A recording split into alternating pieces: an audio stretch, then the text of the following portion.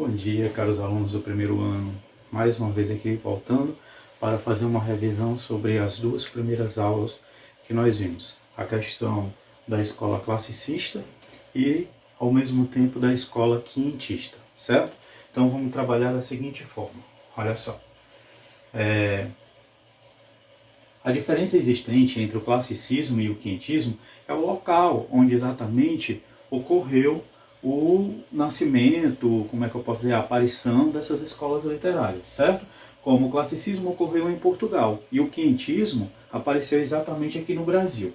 O quinhentismo foi o primeiro movimento literário que ocorreu no Brasil e tem esse nome pelo fato de as manifestações literárias terem sido iniciadas no ano de 1500, que é a questão do descobrimento do Brasil, certo?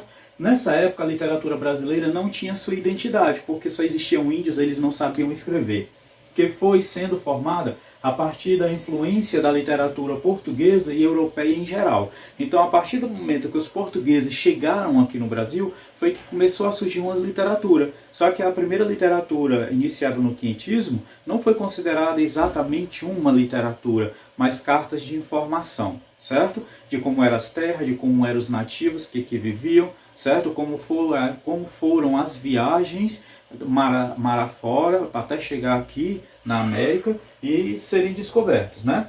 Temos também as características quinhentistas. Olha só, tem como principais características textos descritivos em linguagem simples, muitos substantivos seguidos de adjetivos e um exagero de adjetivos empregados. O principal autor jesuíta daquela época foi exatamente o padre José de Anchieta, né? Foi o autor da primeira gramática tupi-guarani e também várias poesias de devoção. Ou seja, quando diz que ele foi o primeiro autor da gramática tupi-guarani, simplesmente ele entendeu a língua dos índios e procurou, no seu entendimento, traduzir o que os índios falavam para o português. E aí ele criou primeiramente um mini dicionário até formar a primeira gramática, certo? Para poder entender como eles trabalhavam, como eles conversavam, como eles agiam. Então foi preciso ele fazer essa tradução.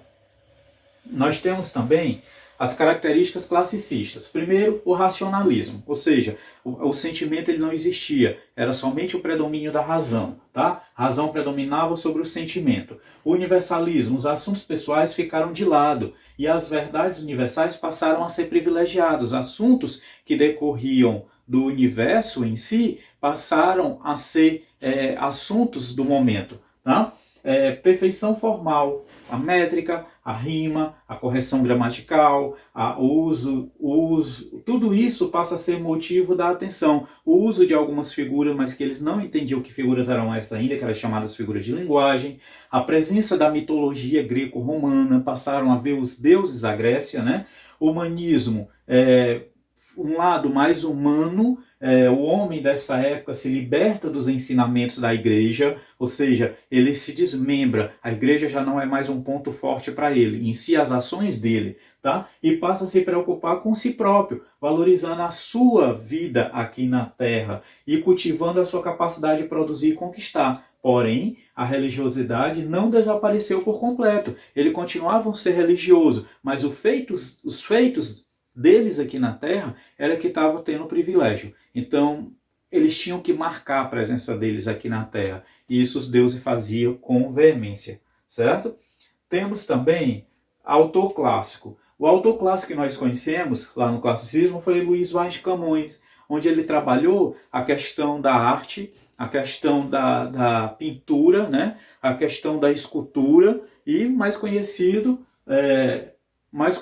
o autor da era clássica. Da era quinhentista nós tivemos vários, mas todos aqueles que escreveram carta, desenharam mapas, escreveram diários de navegações, e aí vocês viram exatamente, tá? Então, exatamente, esse período aqui, olha só, esse é uma revisão, um paralelo que eu estou fazendo exatamente das duas escolas, só para refrescar a memória de vocês. Temos obras de Camões, os Lusíadas, certo? Que nós vimos o resumo da história, e poemas, Amor é fogo e arte sem se ver, quando Camões descreve o amor, tá?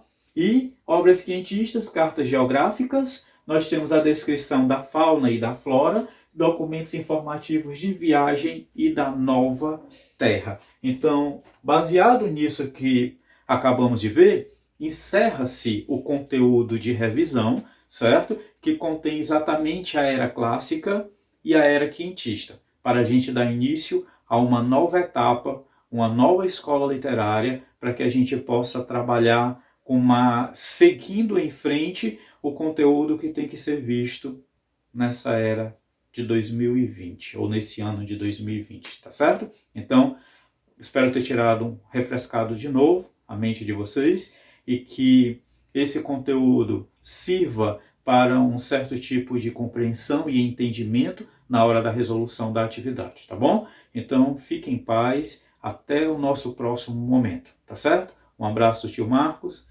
tchau, tchau.